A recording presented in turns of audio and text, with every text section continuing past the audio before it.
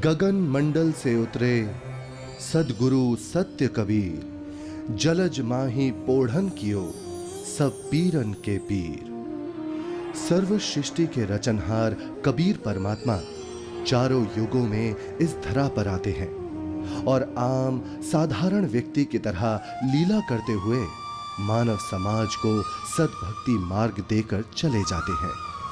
आज से लगभग 600 वर्ष पूर्व कलयुग में अपने वास्तविक नाम कबीर नाम से सतलोक से चलकर कबीर प्रभु जी काशी के लहरतारा नामक तालाब में एक कमल के फूल पर सन 1398 ईस्वी संवत 1455 में ज्येष्ठ मास की पूर्णिमा को ब्रह्म मुहूर्त में प्रकट हुए थे।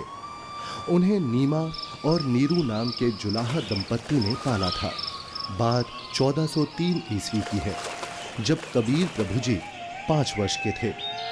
बालक रूप परमेश्वर कबीर साहिब जी ने 5 वर्ष की आयु से ही अपने अद्वितीय आध्यात्मिक ज्ञान में उस समय के सुप्रसिद्ध विद्वानों, ब्राह्मणों, काजी और मौलवियों के छक्के छुड़ाना शुरू कर दिया था। उन्हीं में से एक लीला है परमेश्वर कबीर जी द्वारा 104 वर्षीय काशी के सुप्रसिद्ध ब्राह्मण स्वामी रामानंद जी को गुरु धारण करने और उनको अपने अनमोल सत्य ज्ञान का उपदेश प्रदान करने की। रामानंद स्वामी जी रोज ब्रह्म मुहूर्त में गंगा घाट पर नहाने जाते थे। एक दिन ऐसे ही जब वो नहाने गए, जैसे ही स्वामी रामानंद चलकर नदी के किनारे सीढ़ियों से उतरने लगे, स्वामी रामानंद जी के पैर के खड़ाऊ कबीर प्रभु के सर पर लगते हैं। बालक कबीर जोर जोर से रोने लगे। रामानंद जी के चेहरे के भाव बदलकर चिंता वाले हो गए। वो नीचे की तरफ झुके। जैसे ही रामानंद जी झुकते हैं, उनकी गले की कंठी, जो कि एक तुलसी के मनके की होती है, पौड़ी पर बैठे कबीर जी के गले में डल जाती है और स्वामी रामानंद जी रोते हुए बालक रूप में परमेश्वर के सर पर हाथ सहलाते हुए बोलते हैं, ये क्या अनर्थ कर दिया मैंने। रो मत बेटा, राम राम बोलो। राम राम। राम राम कहने से सब दुख दूर हो जाएंगे। ये बच्चा जरूर अपने माँ बाप से बिछड़कर यहाँ आ गया है। ऐसा करता हूँ, स्नान करने के पश्चात इसे आश्रम ले चलता हूँ और फिर इसके माता पिता के बारे में पता करता हूँ।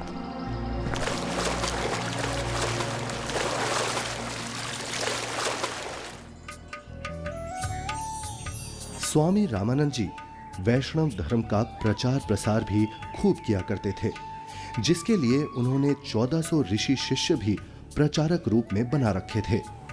स्वामी जी के उन्हीं शिष्यों में से एक थे ऋषि विवेकानंद जी, जो कि बहुत ही अच्छे प्रवचनकर्ता रूप में प्रसिद्ध थे, जिनको स्वामी जी द्वारा काशी शहर के एक क्षेत्र का उपदेशक भी नियुक्त किया हुआ था। प्रतिदिन की तरह ही एक दिन जब ऋषि विवेकानंद जी शाम के समय विष्णु पुराण से कथा सुना रहे थे। श्री हरि विष्णु जी ही सभी के रक्षक व पूर्ण परमात्मा हैं। उन्होंने ही राम जी और कृष्ण जी के रूप में जन्म लिया है। वास्तव में भगवान विष्णु ही अजन्मे हैं, अविनाशी हैं।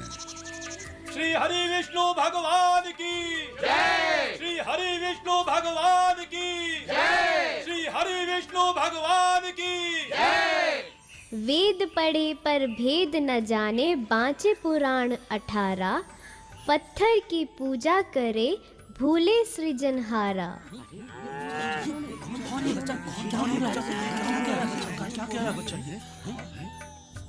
हे ऋषिवर, भगवान विष्णु अजन्मे और अविनाशी नहीं है। अब इसमें देखिएगा ब्रह्मा विष्णु महेश की क्या स्थिति है। श्रीमद् भगवत गीता, गीता प्रेस गोरखपुर से प्रकाशित है। संपादक हनुमान प्रसाद पोदार, चिमनलाल गोस्वामी। प्रकाशक एवं मुद्रक हैं गीता प्रेस गोरखपुर, गोविंद भवन कार्यालय कोलकाता का संस्थान। अध्याय 4 चल रहा है, 123 पृष्ठ पे।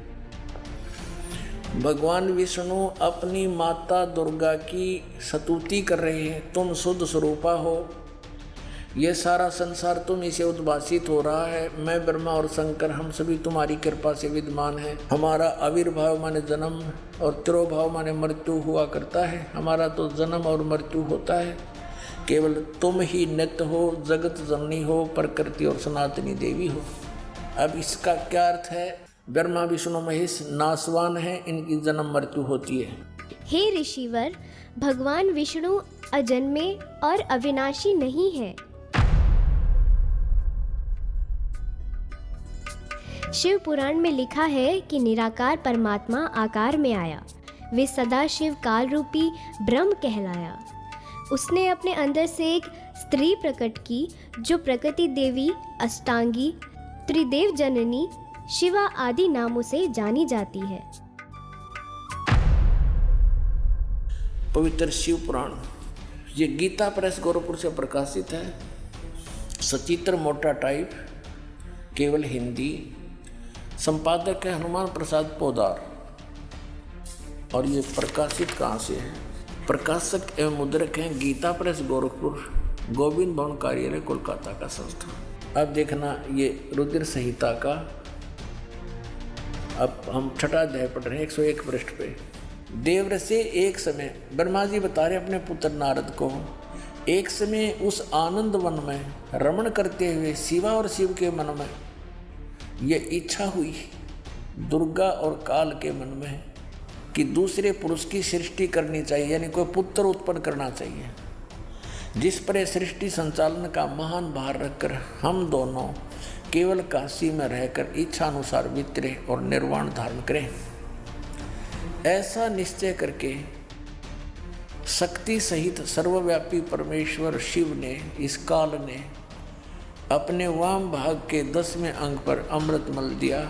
फिर तो वहाँ से एक पुरुष प्रकट हुआ, यानी इन्होंने पति पत्नी व्यवहार किया, काल और दुर्गा ने, और वहाँ से एक पुत्र की उत्पत्ति हुई। देखिएगा 102 पृष्ठ पे, 102 पृष्ठ पे। शिव ने कहा, वो बालक उत्पन्न हुआ, उसके कहा कि वत्स, काल ने कहा बेटा, व्यापक होने के कारण तुम्हारा विष्णु नाम विख्यात हुआ। फिर काल रूपी ब्रह्म ने एक काशी नामक सुंदर स्थान बनाया। वहाँ दोनों शिव तथा शिवा अर्थात काल रूपी ब्रह्म तथा दुर्गा पति पत्नी रूप में निवास करने लगे। भगवान विष्णु इनकी ही संतान है।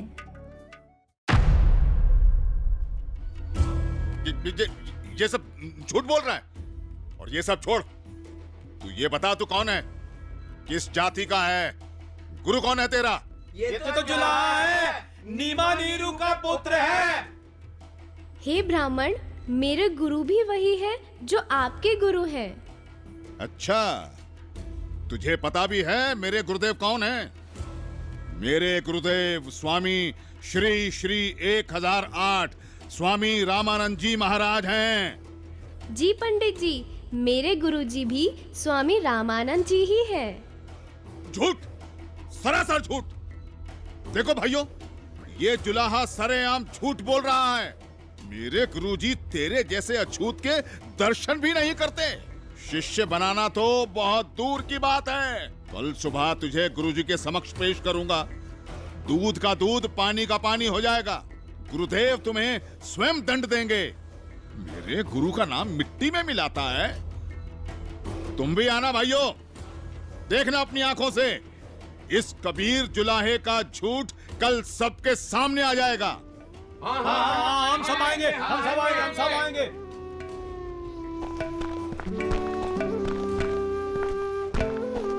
अरे पंडित जी, कम से कम मेरे सवाल का उत्तर तो देते जाइए। विवेकानंद सीधा रामानंद जी के पास पहुंचा और उन्हें सारी बात बताई। रामानंद जी भी गुस्सा हो गए कि आखिर कैसे एक जुलाहा खुद को मेरा शिष्य बता सकता है। हे गुरुदेव, एक छोटी जाति का जुलाहा अपने आप को बड़ा विद्वान सिद्ध करने के लिए भगवान विष्णु जी को नाशवान बताता है। क्या नाम है उसका? गुरुदेव, उसका नाम कबीर है। कबीर? हाँ गुरुदेव, कबीर। हे गुरुदेव, उसने तो हम ब्राह्मणों का घर से निकलना भी दूभर कर दिया है। हमें महाशर्मिंदा होना पड़ रहा है। आज उसने भरी सभा में कहा कि पंडित स्वामी रामानंद जी मेरे गुरुजी हैं। मैंने उनसे दीक्षा ले रखी है। झूठा है वो, सरासर कपटी है वो जुलाहा। वो कैसे मुझे अपना गुरु बताता है? उसको कल लेकर आओ मेरे सामने, और उन सभी को भी बुला लेना जिनके सामने उस तुच्छ जुलाहे ने तेरी बेइज्जती की है। कल सभी के समक्ष उसके झूठ का पर्दाफाश करूंगा।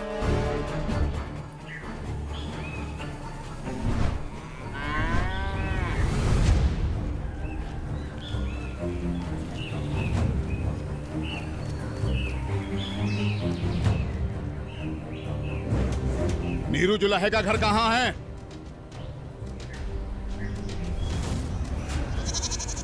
नीरू, नीरू सुनो, नीरू, नीरू। क्या हुआ भाई? बड़े परेशान दिख रहे हो। विवेकानंद अपने साथियों के साथ कबीर को पकड़ने आ रहा है। आपका घर पूछ रहा है।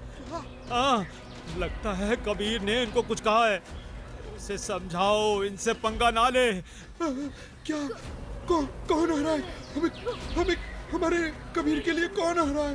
कौन पकड़ेगा? नीमा और नीरू डर जाते हैं और कबीर को झोपड़ी के पीछे ले जाकर कंबल से उड़ाकर छुपा देते हैं। तभी विवेकानंद वहां पहुंच जाता है। कहाँ है वो दंड बालक कबीर? कल उसने भरी सभा में मेरे गुरुदेव का अपमान किया है। आज सबके सामने गुरुजी उसकी पिटाई करेंगे। हे ब्राह्मण जी, क्या बात है? इतना क्रोधित मत होइए। हमारा कबीर किसी का अपमान कर ही नहीं सकता। न जाने क्यों आप हमारे कबीर के पीछे पड़े हैं। मेरा कबीर यहाँ नहीं है। अच्छा, अभी पता चल जाएगा। तोड़ डालो इसकी झोपड़ी को और ढूंढ कर निकालो उस अधर्मी कबीर को। रुक जाइए, हम हाथ जोड़ते हैं। हमारे कबीर ने कुछ नहीं। घर में घुसकर विवेकानंद और उसके शिष्य तोड़ फोड़ करने लगते हैं तो कबीर प्रभु जी से नहीं रहा जाता।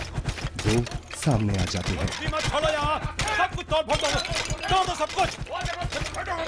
हे विवेकानंद ब्राह्मण, मैं यहाँ हूँ, झोपड़ी के पीछे। झोपड़ी के पीछे? पकड़ो उसे। पकड़ो।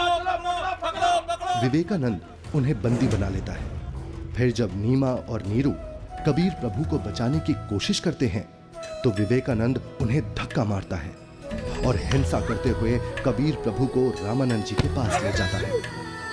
विवेकानंद और साथ आए शिष्य बालक को छुड़ाने के लिए बीच में आए नीरू और नीमा के ऊपर भी हाथ उठाते हैं।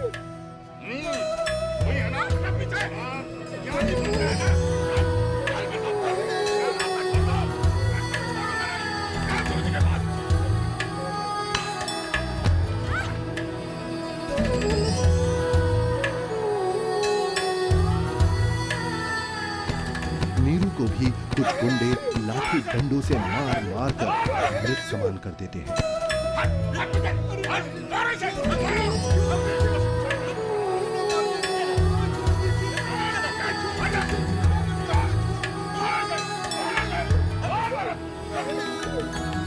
साच कहू जग मार ही, या झूठ कही ना जाई हो। साच न पूरा पावते, ये झूठे जगपति आई हो। एक तरफ विवेकानंद कबीर प्रभु जी को पकड़कर रामानंद जी के पास ला रहा था और दूसरी तरफ रामानंद जी ने अपनी कुटिया के बाहर एक बड़ा सा पर्दा लगवा दिया जिससे रामानंद जी की नजर शूद्र पर ना पड़े। हे स्वामी, आपके आदेश के अनुसार पर्दा लगवा दिया है जिससे कबीर की नजर आप पर ना पड़े। कबीर को इस पर्दे के पीछे ही खड़ा किया है। मारो इसे, इसने हमारे गुरुदेव का अपमान किया है। मारो, हमारे ईश्वर की निंदा की है इसने। मारो उसको, मारो उसे, मारो। शांत शांत शांत। आप सभी शांत रहें। गुरुजी खुद ही इस अधर्मी को सजा देंगे। कौन है तू जुलाहे? मैं सतलोक का निवासी हूँ, अजन्मा अविनाशी हूँ, पूर्ण ब्रह्म परमेश्वर हूँ। मेरा नाम कबीर देव है। ये सृष्टि मुझ पर ही आश्रित है। तू हाड़ मांस का बना मुसलमान के टुकड़ों पर पलने वाला नीच जुलाहा जाति का बालक है। तू खुद को परमात्मा कहता है। सत्य यही है कि मैं ही सर्वशक्तिमान परमेश्वर हूँ और आप ही मेरे गुरुजी हैं। आप मुझे अपशब्द कह रहे हैं तो भी मुझे आनंद आ रहा है गुरुदेव। तू ऐसे नहीं मानेगा ना जुलाहे। तू थोड़ी देर प्रतीक्षा कर, मैं पहले पूजा कर लेता हूँ, फिर तुझे देखूंगा।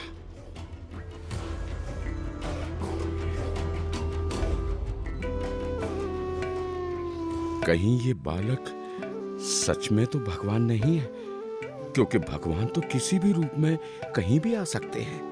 कहीं मुझसे कोई गलती ना हो जाए। अपनी पूजा साधना के बाद सोच समझ के बात करूंगा। 104 वर्ष के रामानंद जो कि सालों से ध्यान कर रहे थे, वो ध्यान करते हुए ही ध्यान में ही भगवान की काल्पनिक छवि बनाते और उनकी पूजा करते। लेकिन उस दिन ध्यान में कुछ अलग हुआ। स्वामी जी कल्पना में खड़े होते हैं और श्रद्धा से नंगे पैरों जाकर गंगा से जल लेकर आए और ठाकुर जी के वस्त्र उतारे, फिर स्नान करवाया तथा नए वस्त्र पहना दिए, तिलक लगाया और भगवान के सर पर मुकुट रख दिया।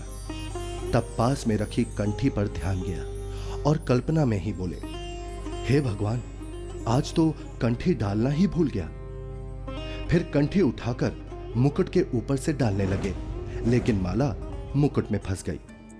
अब स्वामी जी चिंतित हो गए और कल्पना में ही सोच रहे हैं, हे भगवान, आज ये आपके दास के साथ क्या बनी?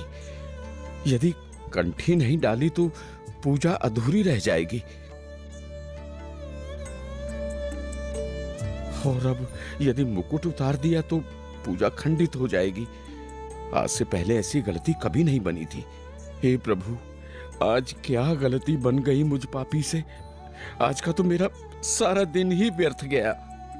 जब स्वामी जी मन ही मन में व्याकुल हो रहे थे और अपने आप को कोस रहे थे, तब परमेश्वर कबीर साहिब जी पर्दे के पीछे से बोले, हे स्वामी जी, चिंता मत कीजिए, इस माला की गांठ खोल दीजिए और फिर ठाकुर जी के गले में डालकर इस माला को बांध दीजिए, फिर आपको मुकुट उतारना नहीं पड़ेगा। स्वामी रामानंद जी ने जब कबीर साहिब जी की पर्दे के पीछे से आवाज सुनी तो उन्हें एकदम झटका सा लगा। वो एकदम आंखें खोलकर चौंक जाते हैं और मन ही मन विचार करते हैं कि हे भगवान, ये क्या? यहाँ ना तो कोई मूर्ति है और ना कोई माला। मैं तो काल्पनिक पूजा कर रहा था और मेरे मन में चल रही इस काल्पनिक क्रिया को इस बालक ने कैसे जान लिया? ये कोई साधारण बालक नहीं हो सकता। मेरे इस भजन क्रिया को तो केवल भगवान ही जान सकता है। ये तो साक्षात भगवान है। आपने तो मेरे मन की बात बता दी। आप तो स्वयं भगवान आए हो। आप कोई साधारण बालक नहीं हो। हाँ, आप कोई साधारण बालक नहीं हो। फिर स्वामी जी को महसूस हुआ कि बालक कबीर के शरीर में कहीं हड्डियां तो महसूस हो ही नहीं रही। तभी वो बालक कबीर को सीने से हटाकर उनके हाथ पैर यानी शरीर को दबा दबा कर देखने लगे। हे भगवान, आपका शरीर तो बहुत कोमल है, जैसे रुई हो। आपके शरीर की तुलना में मेरा तो पत्थर जैसा शरीर है। स्वामी जी क्या कर रहे हैं? स्वामी जी ने एक शूद्र को गले लगा लिया। क्या कर रहे हैं स्वामी जी? लगता है कि बुढ़ापे में गुरुजी का दिमाग हिल गया है, जो शूद्र को गले से लगा लिया। हे भगवान, अगर आपकी आज्ञा हो तो मेरी कुछ शंका है। कैसी शंका गुरुदेव? हे भगवान, एक बात समझ नहीं आई। आपने झूठ क्यों बोला? कैसा झूठ स्वामी जी? आप कह रहे थे कि आपने मुझसे उपदेश ले रखा है, लेकिन मैंने तो आपको कभी नाम दीक्षा नहीं दी। स्वामी जी, याद कीजिए, एक समय आप पंचगंगा घाट पर स्नान करने के लिए गए थे। मैं वहाँ पौड़ियों पर लेटा हुआ था। आपके पैरों की खड़ाऊ मेरे सिर पर लगी थी और मैं पीड़ा के कारण रो रहा था। तब आपने मेरे सिर पर हाथ रखा और कहा कि बेटा राम राम बोलो। तो स्वामी जी, आप मेरे गुरु बन गए और मैं आपका शिष्य। मेरा तो उद्देश्य ही वहां पर आपसे दीक्षा लेना था। हाँ, अब याद आया। परंतु वो तो बहुत छोटा बच्चा था। वो देखिए स्वामी जी, क्या मैं ऐसा था? स्वामी जी ने जिधर बालक कबीर जी इशारा कर रहे थे, उधर 2.5 वर्ष के उसी बालक को चारपाई पर लेटा देख चौंक जाते हैं और बार बार कभी 5 वर्ष के रूप में खड़े परमात्मा को देखते हैं तो कभी 2.5 वर्ष वाले रूप को। फिर आंखें मल मल कर देखते हैं कि कहीं आंखें धोखा तो नहीं खा रही। इतने में 2.5 वर्ष वाला बालक चारपाई से हवा में उड़ा और 5 वर्षीय बालक के रूप में खड़े कबीर साहिब जी में समा गया और 5 वर्ष वाले बालक के रूप में कबीर साहिब जी वहीं खड़े हैं। मेरा संशय मिट गया। आप ही पूर्ण ब्रह्म हैं। हे परमेश्वर, आपको हम कैसे पहचानें? आप किस जाति में उत्पन्न तथा कैसी वेशभूषा में खड़े हैं? कैसे एक छोटे से बालक के रूप में धोती कुर्ता पहने जुलाहा जाति शूद्र वर्ण में उत्पन्न हुए हैं दाता?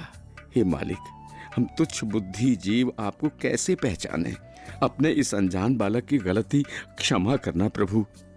ऐसा मत कहिए स्वामी जी, आप मेरे गुरुदेव हैं और मैं आपका शिष्य। नहीं भगवान, मैंने आपको पहचान लिया है।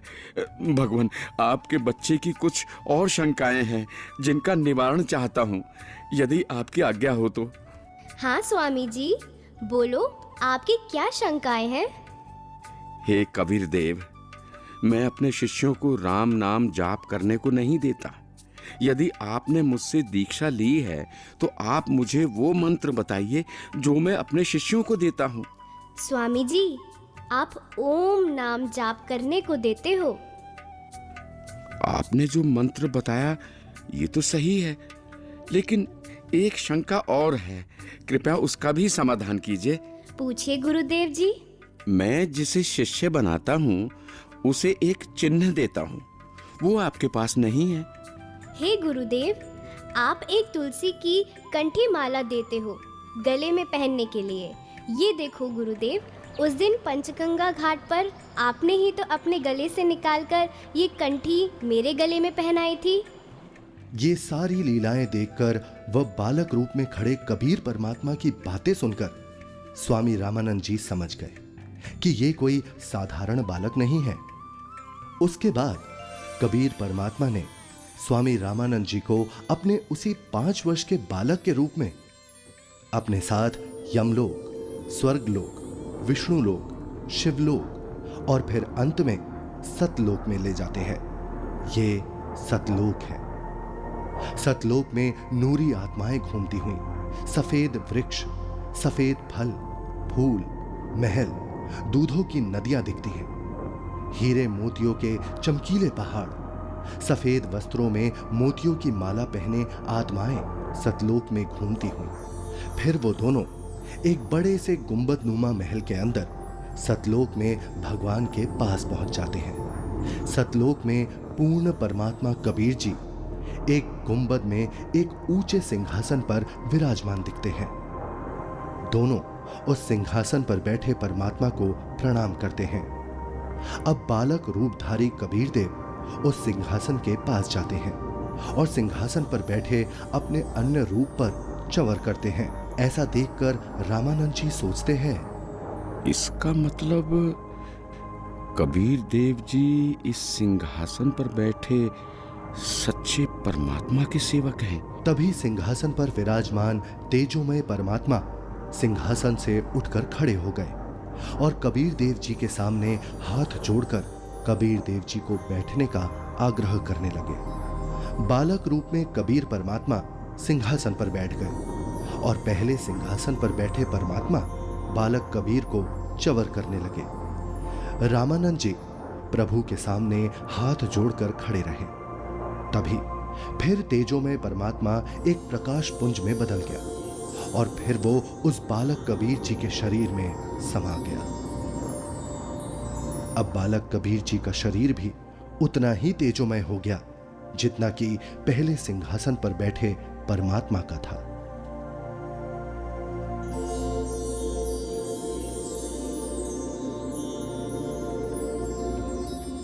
बोलत रामानंद जी सुनो कबीर करतारे, गरीबदास सब रूप में तू ही बोलनहार।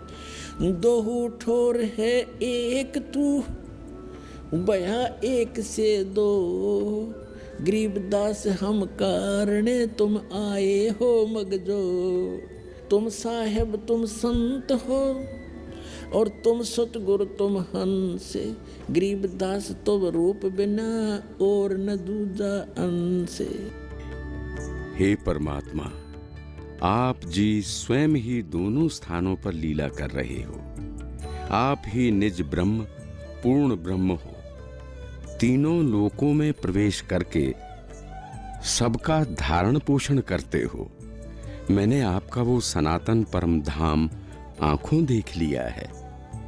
आप ही परमेश्वर हो, आप ही सतगुरु तथा आप ही तत्वदर्शी संत हो, और आप ही हंस अर्थात अच्छे बुरे को भिन्न भिन्न करने वाले सच्चे भक्त भी हो।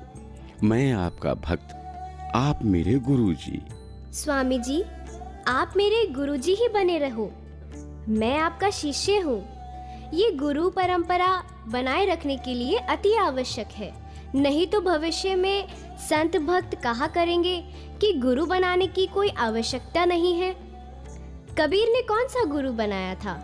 इसलिए स्वामी जी, संसार की दृष्टि में आप मेरे गुरुजी की भूमिका कीजिए तथा वास्तव में जो साधना की विधि मैं बताऊं, आप वैसे भक्ति कीजिए। ठीक है परमात्मा, जैसी आपकी आज्ञा।